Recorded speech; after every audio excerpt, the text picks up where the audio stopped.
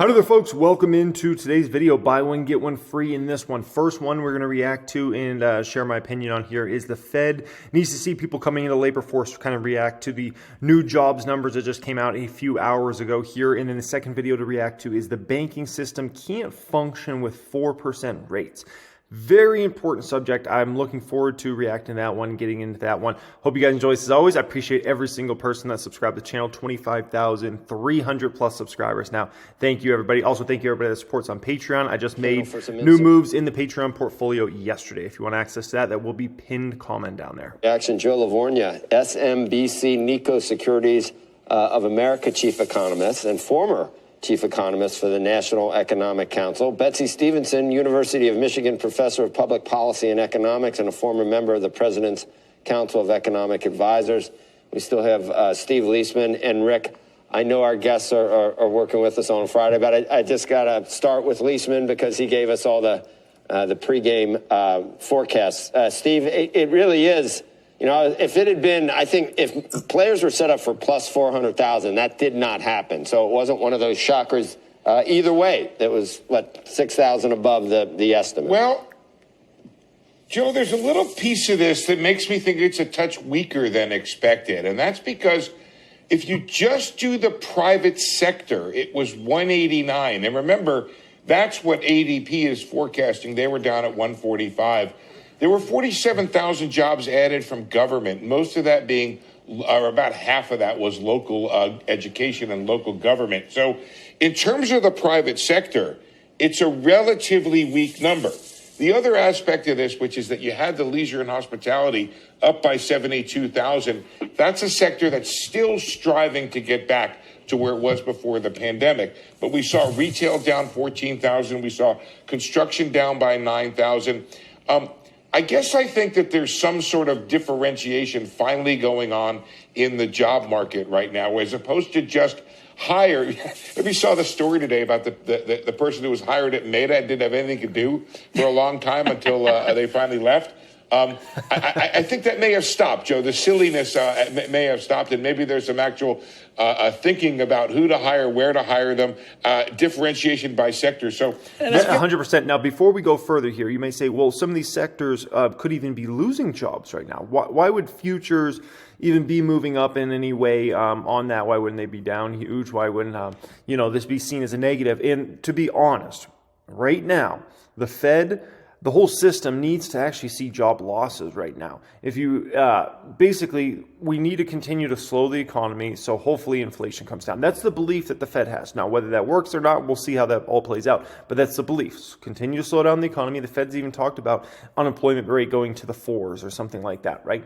So we don't want to see it necessarily fall off the rails like we did in the great financial crisis and go to 9%, 10% unemployment rate, something like that. But ultimately, the Fed does need to see job losses before the Fed can be done really in this game. They need to see CPI continue to come down, core CPI continue to come down, and they ultimately need to see job losses. And so with some of these sectors starting to experience job losses, you could continue to see that for the next, I would say, maybe quarter or two.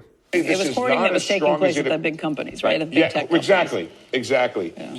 I'm just going to say on the surface, not as strong as it appears on the surface of it. And then the idea of people coming back into the workforce, that's disinflationary. So I think this is a better report for the Fed than it appears on the headline numbers. Okay. And with the Meta story, it's so silly. But if you remember back to specifically 2021, there was basically, it was kind of like a war for employees, essentially. And the big tech companies, I think, were the quintessential, companies that were doing this, essentially. All the big tech companies were just hoarding workers, literally, and just hiring people. And some people didn't even have roles, right? You heard the story there that they said about the guy who didn't even have a job. He was employed, but he didn't even really have a role in the company. He's like, what do I even do? You know what I mean? And I'm sure every single one of the tech companies had a lot of people that were just not even necessary. It just was like, let's hoard workers right now. And that was a whole movement there in 2021. Okay.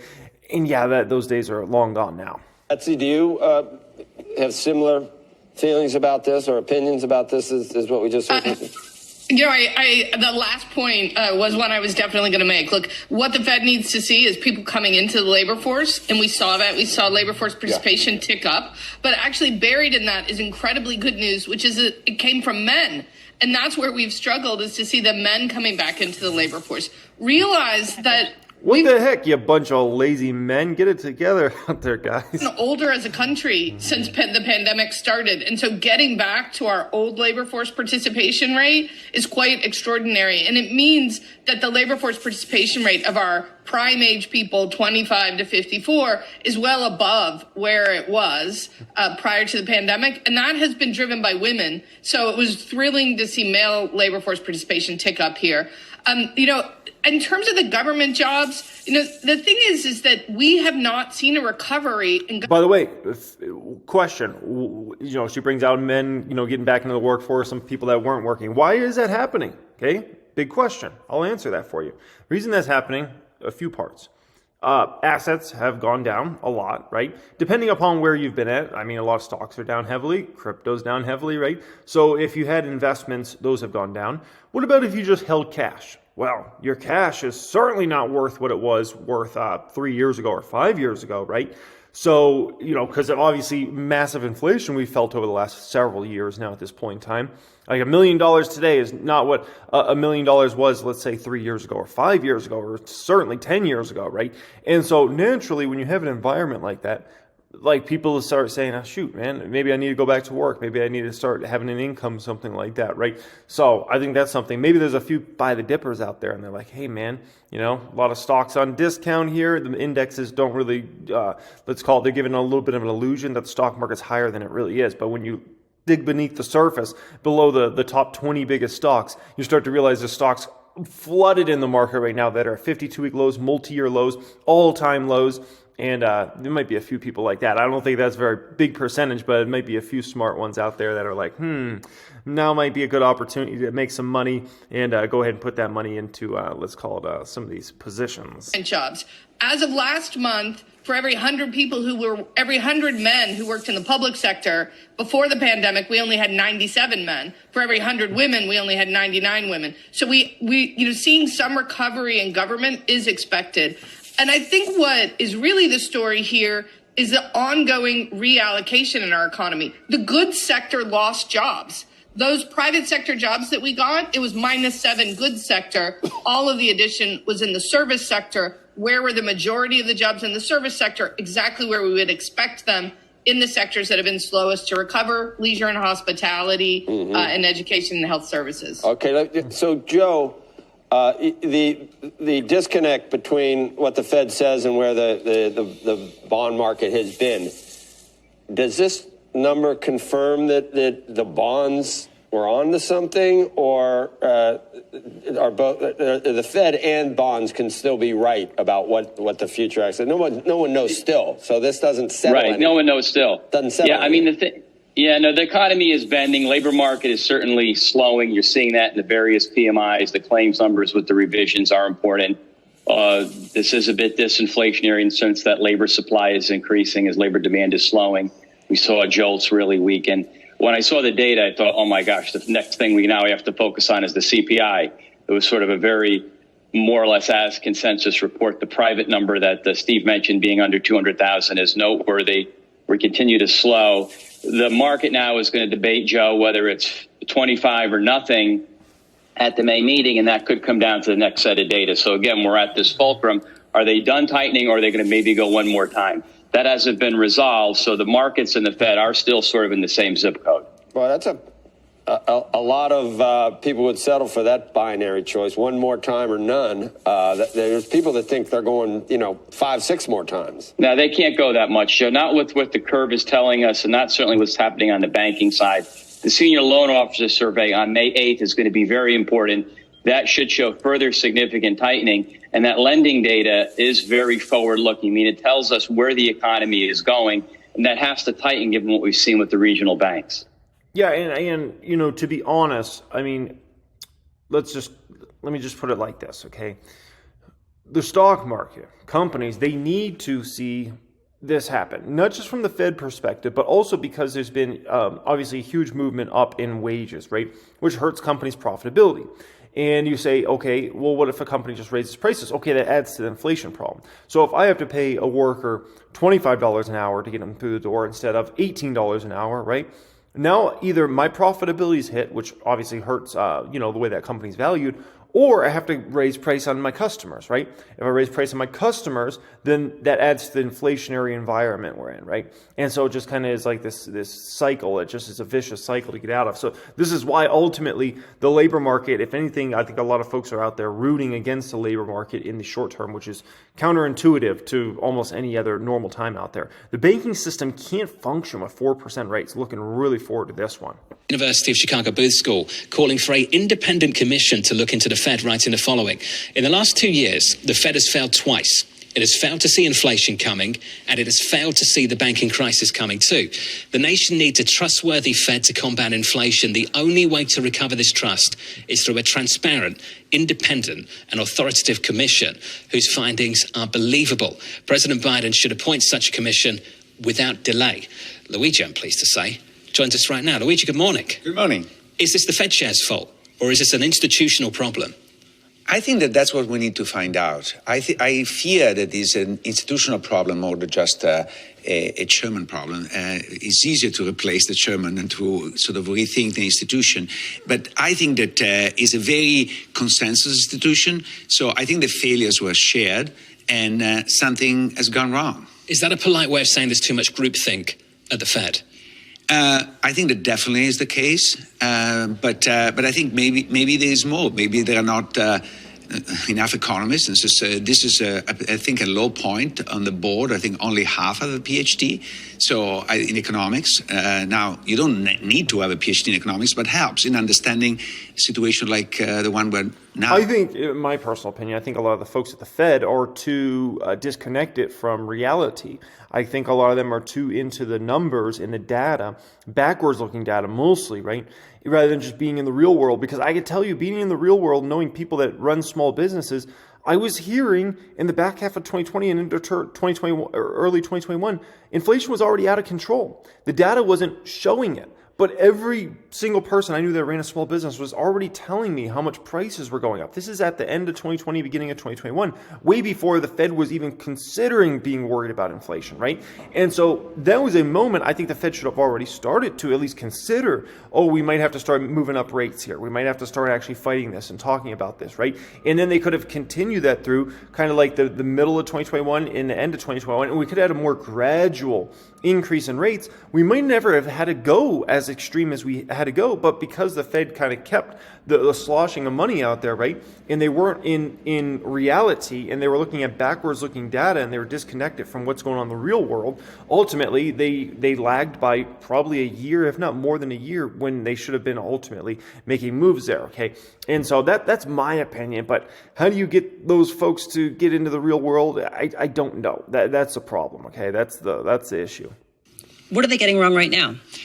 I think that they're getting wrong how unstable the banking system is. I think that they have this idea that deposits are sticky.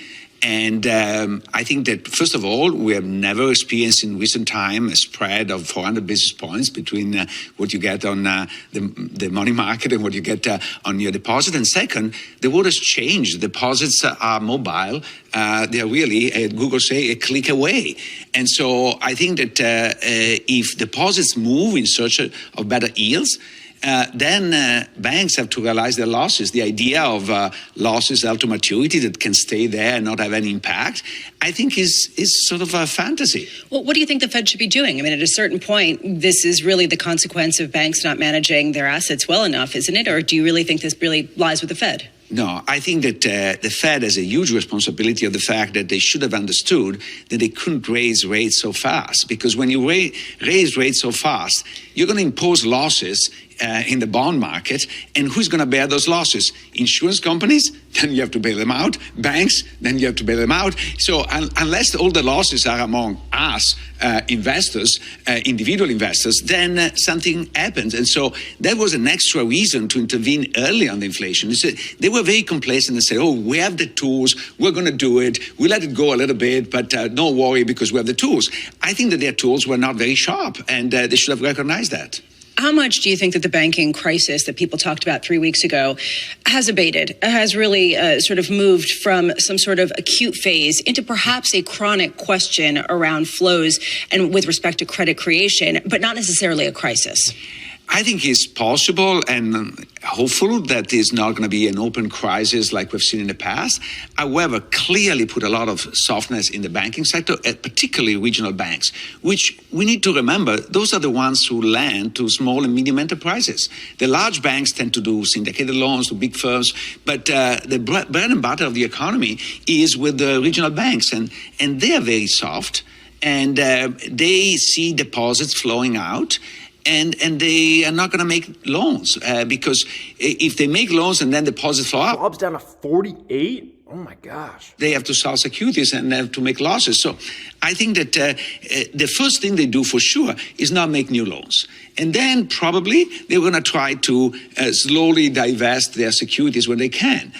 We saw there was an article on the FT showing that at the beginning of the year, cash over assets in banks were particularly low. And they say this is the cause of the current crisis. I say, no. This is an effect of the fact that we have a withdrawal of deposits. And so banks don't want to divest securities at the loss. So what they do is they reduce the cash they have. The deposits, let's touch on that. You've been highly critical of the Federal Reserve. I'll be the last in line to defend the Federal Reserve, so let me be clear about that. But we do need to talk about the role of the banks in all of this. You got any criticism for the way the banks have been run? Look, I think that if you don't expect some bankers to be stupid, you have not learned the lesson. And so Greenspan said that he was surprised, was surprised how little people were trying to do the right thing, even if they had the right incentives. So 100%. I'll give you an analogy like this. If crime goes crazy in a city, right, what do they blame? Do they blame the criminals? Nope. Everybody points their finger at the politicians and let's call it the police force, things like that, but usually the politicians. And they say the city's crime is such an issue because of you guys that are in charge, okay? And so the same exact thing happens with a situation like the banking system goes under. You know, could a lot of these bank executives have been taking crazy risks? Yeah, but no one blames them. They all come back to the Fed. And whether that's right or that's wrong, it's just the reality. It's just the way the system works, right? So I think that's something important to kind of keep in mind there. People look for whoever's the most leader, puts it on them, and then, everybody else kind of just flies under the radar. Learn that people make mistakes. A resilient system is a system that can bear the mistakes of individual bankers, especially when these bankers are not the CEO of JP Morgan. If I go and open an account this morning, if we went out, Lisa and I, and open a joint account, a surveillance account, without Tom's name on it, because we know what would happen to the cash, but that's another story. They'd probably offer us 0% or one of the big names. Still, we've got Barclays out in the last 24 hours saying that money market funds could go up another 1.5 trillion. Do you think the concern right now at the banks is return of capital or return on capital? And can they prevent deposit flight by quite simply just putting up interest rates on deposits? No, they can't. They don't have the return to do that. If you look at Silicon Valley Bank, if they had increased the return on their deposits by, I think, 75 basis points, they would have wiped out all the profits last year. So that's insane. And by the way, if anybody's newer to the market, you don't know 75 basis points, that's 0.75%, okay? So it's not even upping it to 1%, just 0.75%. That's incredible. They have a return on assets that justify a higher deposit. That's the conundrum. If the problem were solved simply by increasing rates, it would be easy, but they cannot afford to. So you're saying this banking system does not work with rates of 4% plus? Is that basically what you're saying? Yes. So does the Fed have to cut interest rates? And do we just have to tolerate inflation? first of all, I think the inflation might not be as big of a problem if we get into a recession. I think the recession will do the job. Now, that was not the plan of the Fed. It was a soft landing, not crashing the banking sector. But that's the part that they should have seen. So let's just put this into perspective in terms of bad news being bad news, which seems to be the new theme in markets right now. How much is what you're talking about underpinning that there is an imminent tension that's going to perhaps accelerate some sort of economic downturn because the banking system just is not going to function at these rates? I think that is the underlying bad news. By the way, this is a sick studio they got going on there. Holy smokers. Someday if I ever got enough money, I might do something like that and just have a room like that's nice. That's all I'll say about that. Now, this is tempered by the fact that this will come with a reduction in interest rates. And as we know, that compensates some of the problems. So I think that the real tension is the Fed will not raise interest rate more, will probably at some point cut them. And is that going to be enough to transform what is likely to be a hard landing into a more soft landing? That's the question. I think that we are softening up and there will be a landing at this point. In my way, there is little doubt. The question is how hard. Let's finish where we started. The changes you want to see. The changes you want to see over time, but I want to talk about the changes you want to see in the next couple of months. What would you like to see announced? From the point of view of the Fed, from the point of view of the government? From the Federal Reserve. I think that a serious analysis of what are the softness in the banking sector. I think there was a regulatory failure, and the Fed needs to own it and change. And two, I think that be honest about the fact that probably we need to soften up interest rates because the banking crisis is coming, and trying to find way to soften up this banking crisis, especially, I think, for lending on small and medium businesses, because those are the ones affected the most. You said be honest. It implies that they know, but they're not saying it. Do you truly believe that? I don't know what, you can be honest and being wrong. And I think sometimes people believe their own view of the world. I think that I honestly did not understand the 25 basis points increase last meeting. I thought that was just a signal to say, I want to reassure that things are not as bad as they might have been. Was not determined by the objective situation on the ground. But I've been wrong before, I can be wrong now. I just wonder whether there's a role for regional banks anymore, which are such a mainstay of lending. I mean, basically under your paradigm, not really. No, there is a very important role of regional banks, because we know that small businesses don't borrow at a large distance. They depend on local banks. And particularly also minorities depend dramatically on, for example, minority banks. I had students who went on the market this year showing how important is bank ownership in determining who gets the loans. So I think we cannot say we only go with a few large banks, because that means a complete change in the U.S. economy. This was so good you can promo your podcast. What's it called? Capital isn't what is working in capitalism and what isn't. Nice. Where do I find that? Anywhere you get your podcast. Yeah. So I appreciate his thoughts there. I thought those were good thoughts overall. And, it just goes to show, and I still think in terms of the big banks, I think there's still a problem. In terms of, I think a lot of people are realizing they're not getting anything as far as a return on their money with the big banks. And I think a lot of people are just going to flow that money to, let's call it, other financial institutions where they can earn a good FDIC insured, let's call it, return on that, whether that be an Ally Bank or others, because there's a lot of them that are offering savings accounts right now of 3.75%, 4%, 4.25%, or even continue to move them to treasuries, short-term treasuries, where they can get returns on. And so that's going to be money outflowing from those big banks. And does that money come back? Maybe over time, but if somebody, let's say, moves their money over to a smaller financial institution that, let's say, is offering a 4% savings account rate, right? And let's say, Wells Fargo or whoever, right, is offering nothing on a savings account, let's say, for instance, or almost nothing. Well, what about when that financial institution even goes down to 1% or 2%? Are people going to move that money necessarily back? Probably not. They're probably going to keep that money over there. And so I just think that's something in the short term that's going to be working against these big banks, that they haven't had to deal with this in 15 plus years, because rates have been near zero for like 15 years, right? And also now in the past 9 months or so, now it's an issue. Now they're, oh my gosh, people might move their money out. So there's so much worry about people are moving their money to the big banks, when I'm thinking about like all the people that are going to be, let's call it with especially the people with more money, because the more people with more money are usually more educated on money, right? And so they're going to be looking and saying, why am I keeping, an extra 200 grand with this bank that's giving me nothing on it in a checking account, savings account, earning me nothing, when it could be over there earning me 4%, guaranteed, FDIC insured. So that's the way I think a lot of people are thinking about, right? I had kept an extra $250,000 around this year because I thought I would have to pay some extra money to the IRS this year, right? And I had kept it in a stupid checking account. And the more I was thinking about it, I was like, that was so dumb of me.